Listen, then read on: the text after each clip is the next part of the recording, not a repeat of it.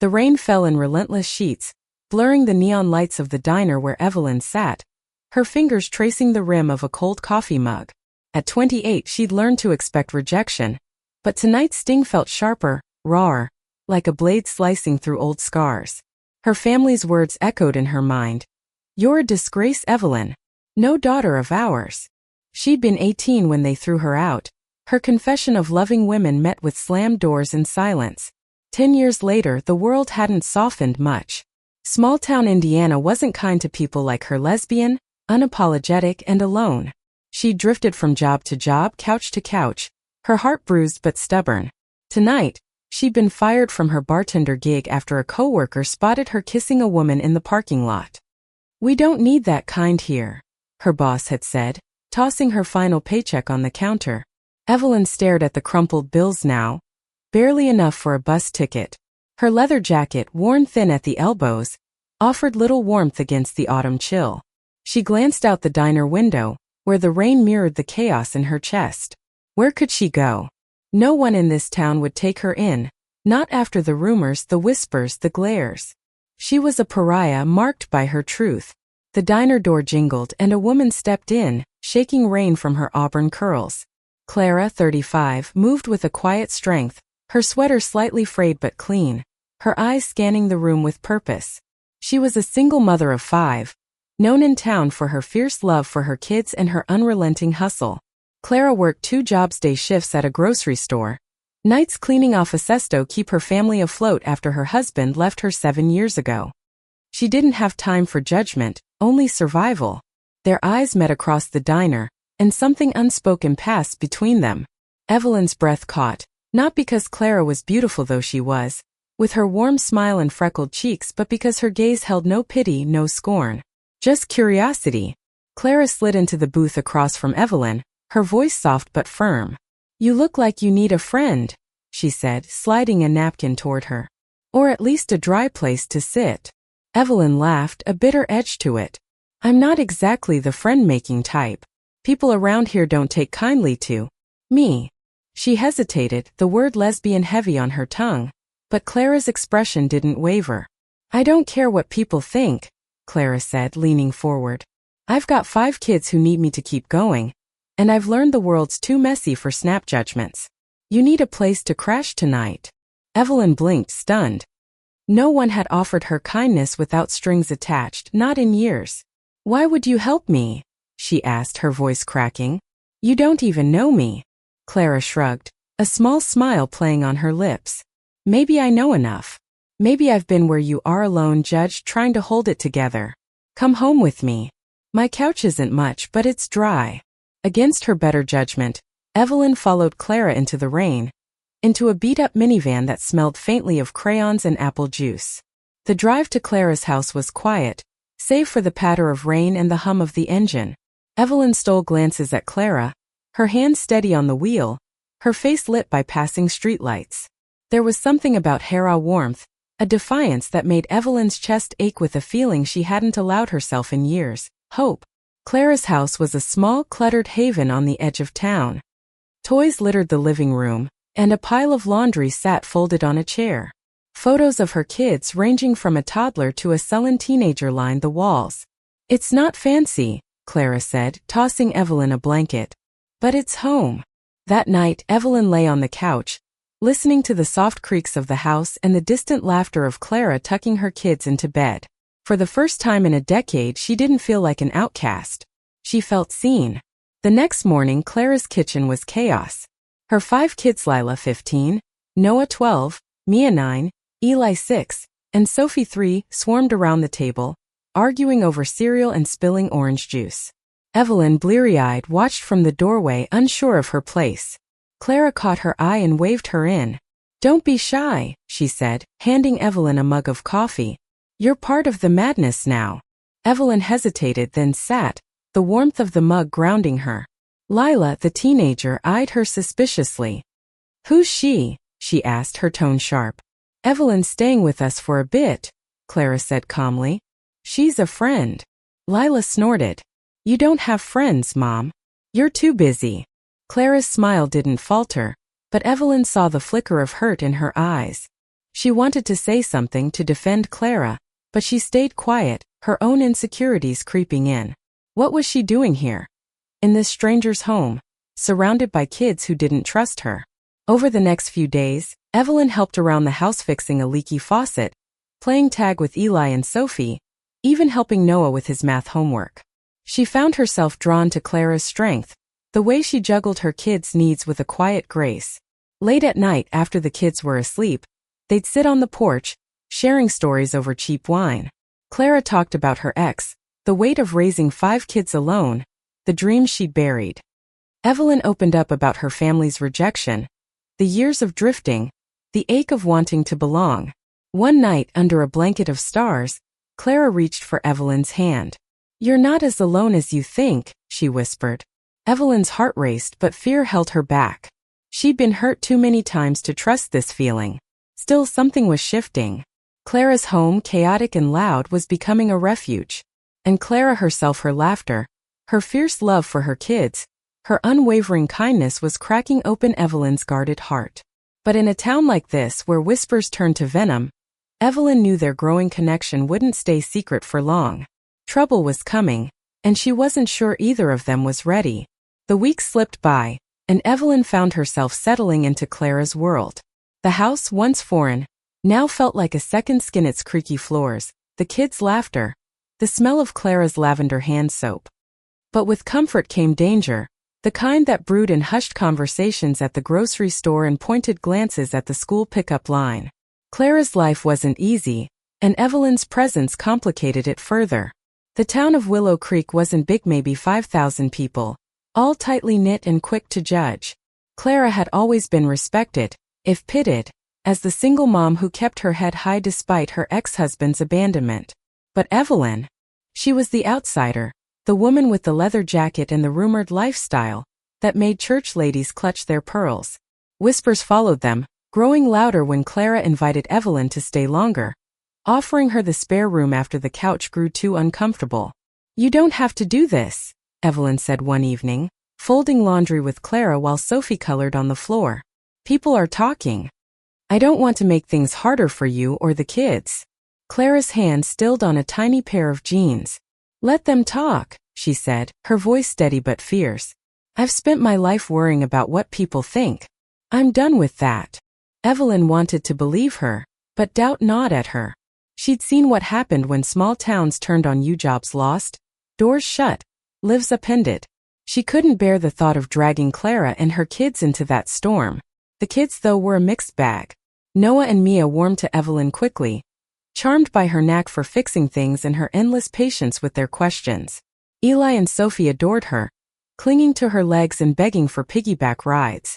But Lila, the eldest, was a wall of suspicion. At 15, she was old enough to hear the town's gossip, to notice the way her mom smiled at Evelyn a little too long. One night, she cornered Evelyn in the hallway, her voice low and venomous. "You're gonna ruin everything," Lila hissed. "Mom's got enough problems without you making us the town freaks." Evelyn's chest tightened, but she kept her voice calm. "I'm not here to cause trouble, Lila. I care about your mom. About all of you." Lila's eyes narrowed. "You don't get it. People already look at us like we're broken. Now they'll think we're like you." The words hit like a slap, but Evelyn didn't flinch. She'd heard worse. Still, Lila's anger lingered, a reminder of the fragile balance they were all walking. Meanwhile, Clara and Evelyn grew closer, their late-night talks on the porch turning into something deeper. One night, after a particularly rough day, Clara's boss had warned her about distractions at work. They sat closer than usual, their shoulders brushing. Clara's hand found Evelyn's, her thumb tracing small circles on her palm. The air felt charged, heavy with unspoken desire. "I've never felt like this," Clara admitted, her voice barely above a whisper. "Not with my ex, not with anyone. But I'm scared, Evelyn. This town. It's not kind to people who break the rules." Evelyn's heart pounded. She wanted to kiss Clara, to promise she'd protect her, but the weight of Lila's words and the town's judgment held her back. "I don't want to hurt you," she said instead. "Or your kids." Clara's eyes softened. "You're not hurting us. You're giving me something I didn't know I needed." Before Evelyn could respond, A crash came from inside Sophie's juice cup hitting the floor. They laughed, the tension breaking, but the moment lingered, a promise of something neither could ignore. The next day, trouble arrived in the form of Mrs. Hargrove, the town's self-appointed moral gatekeeper. She cornered Clara at the grocery store, her voice dripping with false concern. "I hear you've got that woman living with you," she said, loud enough for others to hear. "Think of your children, Clara. What kind of example are you setting?" Clara's jaw tightened, but she kept her composure. "My children are loved and cared for. That's the example I'm setting." Mrs. Hargrove's smile was icy. "We'll see what the school board thinks about that." The threat hung heavy as Clara drove home, her hands gripping the wheel. When she told Evelyn, the younger woman's face darkened. "I should go," Evelyn said, her voice flat. "This is my fault." "No," Clara snapped, her eyes blazing. "You're not running. Not this time." But the pressure was mounting. Lila's resentment grew, fueled by whispers at school. Noah came home with a bruise after a kid called him a freak's brother. Even Mia, usually sunny, grew quiet, sensing the tension. Evelyn felt like a storm cloud in their home, threatening to tear apart the fragile peace Clara had built. That night, unable to sleep, Evelyn slipped outside, sitting on the porch with her head in her hands. Clara found her there, wrapping a blanket around her shoulders. "We'll get through this," Clara said, sitting beside her. "Together." Evelyn looked at her, the moonlight catching the determination in Clara's eyes. For the first time, she let herself believe they could face the storm. But as Clara's hand rested on hers, a car slowed in front of the house, its headlights lingering too long. Someone was watching, and Evelyn knew the worst was yet to come. The headlights faded, but the unease lingered. Willow Creek was closing in, its judgment a tightening noose around Clara's home. Evelyn felt it in the stares at the gas station, the way conversations hushed when she walked by. Clara, though, refused to bend. She went about her days with her head high, dropping her kids at school, working her shifts, and coming home to Evelyn with a smile that felt like sunlight breaking through clouds. But the cracks were showing. Lila's rebellion grew sharper. She skipped classes, snapped at her siblings, and barely spoke to Clara. One evening, she stormed out after dinner, slamming the door so hard a picture frame fell. Clara found her later, sitting on the curb a block away, tears streaking her face. "I don't get it, Mom," Lila said, her voice raw. "Why her? Why now? Everyone's talking, and I'm the one who has to deal with it at school." Clara knelt beside her, brushing a strand of hair from Lila's face. "I know it's hard," she said. "But Evelyn's not the problem. People's fear is. I'm not going to stop caring about her because of what they think." Lila pulled away. "You're choosing her over us." "No," Clara said firmly. "I'm choosing to live honestly. For me, for you, for all of us." Lila didn't respond, but she let Clara pull her into a hug. It wasn't forgiveness, not yet, but it was a start. Meanwhile, Evelyn wrestled with her own demons. She'd spent a decade building walls around her heart, and Clara was dismantling them with every kind word, every shared glance. One afternoon, while the kids were at school, Evelyn found Clara in the backyard, hanging laundry on a clothesline. The sight of her hair glowing in the sunlight, humming softly, stopped Evelyn in her tracks. "You're staring," Clara teased, pinning a sheet to the line. "Can't help it," Evelyn said, her voice softer than she meant. She stepped closer, their hands brushing as Clara handed her a clothespin. The air felt electric, and for a moment they stood frozen, inches apart. Then Clara leaned in, her lips brushing Evelyn's in a kiss so gentle it felt like a promise. Evelyn pulled back, her heart racing. "Clara, if we do this, it's not just us. Your kids, this town, it'll get worse." Clara's eyes were steady. "I know, but I'm tired of being afraid. Aren't you?" Evelyn nodded, and they kissed again, deeper this time, the world falling away. For that moment it was just them, two women daring to love in a place that didn't understand. But Willow Creek didn't stay quiet. Mrs. Hargrove made good on her threat, rallying a group of parents to petition the school board. They claimed Clara's living situation was unfit, demanding her kids be monitored by social services. The news hit like a punch, and Clara spent hours on the phone, reassuring caseworkers that her home was stable, her kids loved. Evelyn watched, helpless, as Clara fought to protect her family. "This is because of me," she said one night, pacing the living room. "I should leave before they take your kids." Clara grabbed her arm, her grip fierce. "Don't you dare. You're not the problem, they are. We'll fight this." The next day, Clara marched into the school board meeting, Evelyn by her side. The room was packed, the air thick with tension. Mrs. Hargrove stood, her voice dripping with righteousness. "We're here to protect the children," she said.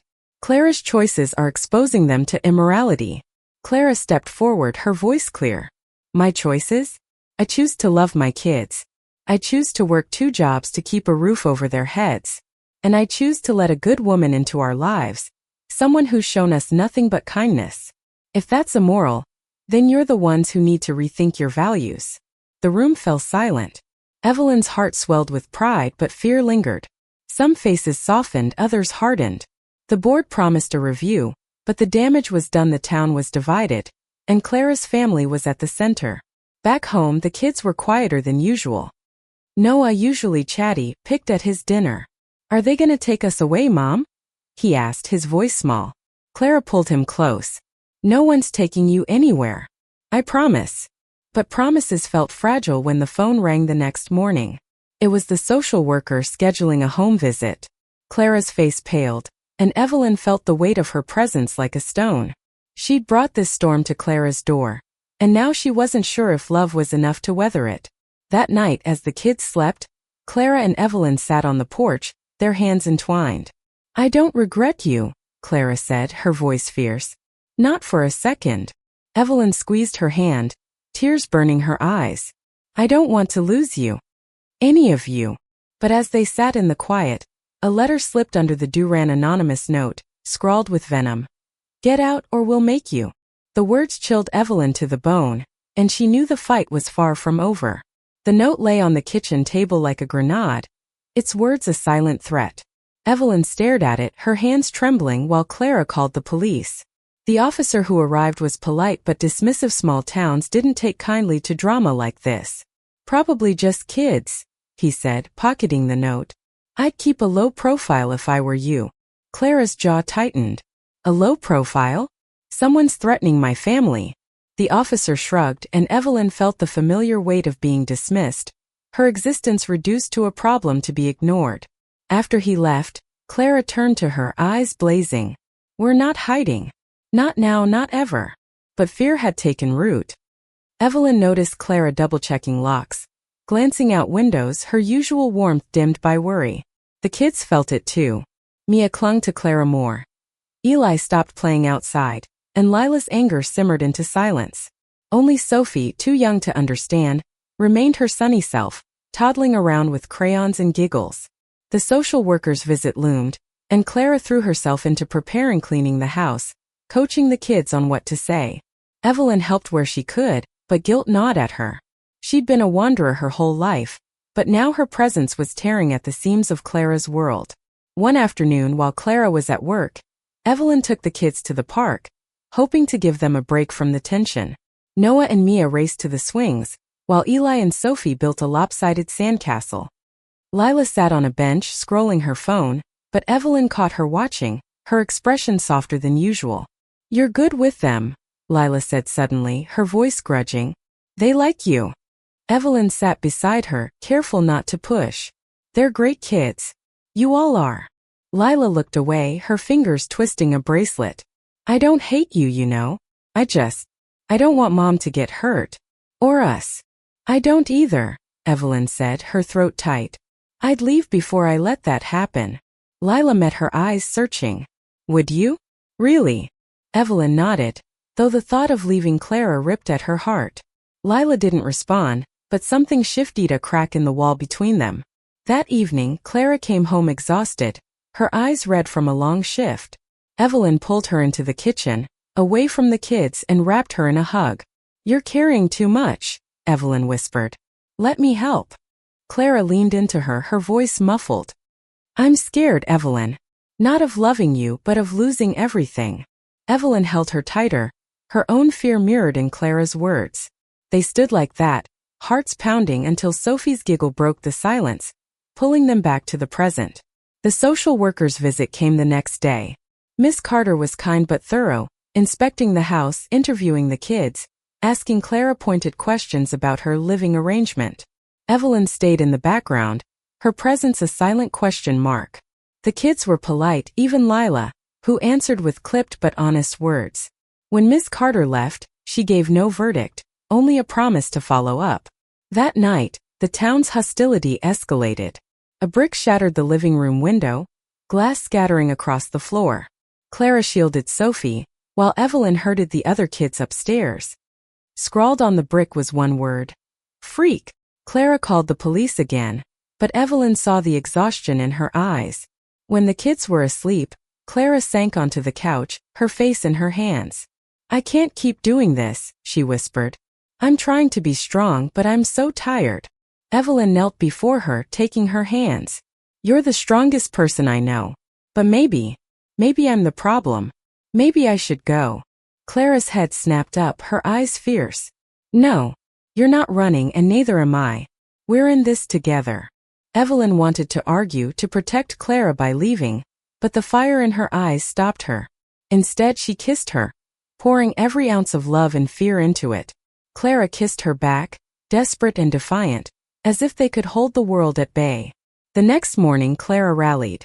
She called a community meeting at the local church, inviting anyone who'd listen. Evelyn was skeptical, but Clara was resolute. "If they want to judge us, they can do it to our faces," she said. The meeting was packed: neighbors, parents, even some of Clara's co-workers. Mrs. Hargrove stood at the front, her voice sharp as she listed her grievances. But Clara took the stage, her voice steady. "I'm not perfect," she said. "But I love my kids and I love Evelyn. If that makes you uncomfortable, that's your problem, not mine." Evelyn watched, heart pounding, as a few people nodded, others whispered. Then Lila stood, her voice trembling but clear. "My mom's the best person I know. And Evelyn, she's good for us. If you can't see that, you're the ones who are wrong." The room was silent, then a few clapped, tentative at first, then louder. Not everyone was swayed, but it was a start. Evelyn felt tears prick her eyes, not just for Clara's courage but for Lila's, for the family they were becoming. But as they left the church, a figure lingered in the shadows, watching. Evelyn's stomach twisted. The fight wasn't over, and the next blow would be harder.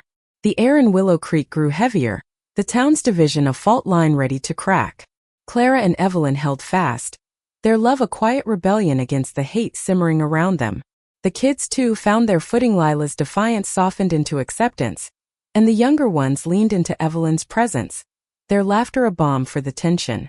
But the shadow from the church meeting lingered.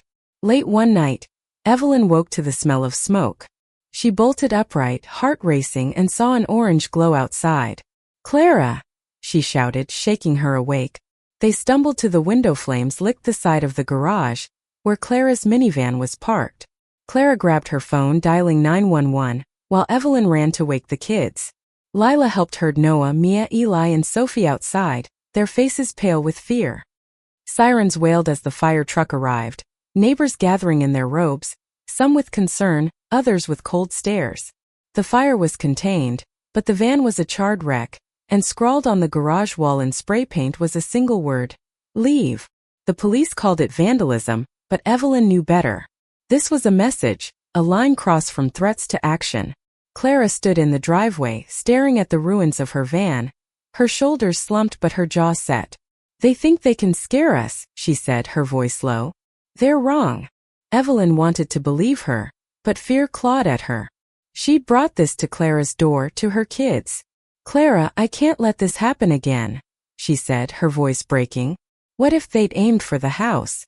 What if the kids—" "Stop," Clara cut in, grabbing her hands. "We're not giving up. Not on us, not on this family." The next day, Clara went to work, leaving Evelyn to watch the kids. Lila, quieter since the fire, helped clean up the garage, scrubbing at the spray paint with Evelyn. "I'm sorry," Lila said suddenly, her voice small. "I was wrong about you." Evelyn paused, her throat tight. "You were protecting your family." "I get it." Lila shook her head. "No, I was scared. But you make Mom happy. And us too." Evelyn pulled her into a hug, tears stinging her eyes. It was a small victory, but it felt like everything. The community was split. Some rallied behind Clara, bringing casseroles and offering support, while others shunned her, their silence louder than words. The social worker returned, her report neutral but warning of community concerns. Clara's boss cut her hours, citing tensions, and money grew tight. Evelyn took odd jobs fixing fences, painting houses, but the strain was relentless. One evening, as they sat on the porch, Clara broke the silence. "I've been thinking," she said, her voice steady. "Maybe we need a fresh start. Somewhere new, where we can be us without fighting the world." Evelyn's heart sank. "Leave Willow Creek? This is your home. The kids' home." Clara took her hand, her eyes fierce. "Home isn't a place. It's you, me, the kids. We'll find a place where we can breathe." The idea took root, both terrifying and liberating. They spent weeks planning, researching towns with better schools, quieter streets, and open hearts. Clara sold what she could. Evelyn pooled her savings, and they found a small house in Oregon, a coastal town known for its acceptance. It wasn't easy. Lila resisted. Noah worried about new friends, and the younger kids clung to familiarity, but Clara's resolve held them together. The day they left, the town was quiet. A few neighbors waved, others turned away. Clara drove a rented van, Evelyn beside her. The kids piled in the back with their belongings. As Willow Creek faded in the rearview mirror, Evelyn felt a weight lift, replaced by a fragile hope. In Oregon, the house was small but bright, with a view of the ocean. The kids adapted, Lila finding a new confidence, Noah making friends, Mia and Eli exploring the beach, Sophie chasing seagulls. Clara found work at a local bakery, her smile returning. Evelyn took a job at a hardware store, her hands steady with purpose. One evening, as the sun set over the waves, Clara and Evelyn walked hand in hand along the shore. The kids played ahead, their laughter carried by the wind. "We made it," Clara said, squeezing Evelyn's hand. Evelyn looked at her, at the family they'd built, and felt something she hadn't in years: peace. "Yeah," she said, her voice thick. "We did." They'd faced rejection, hate, and fire, but they'd chosen love, messy, fierce, and true. And in that choice they found a home, not just in a place but in each other. Thank you for listening. Like and subscribe to get notifications about next videos.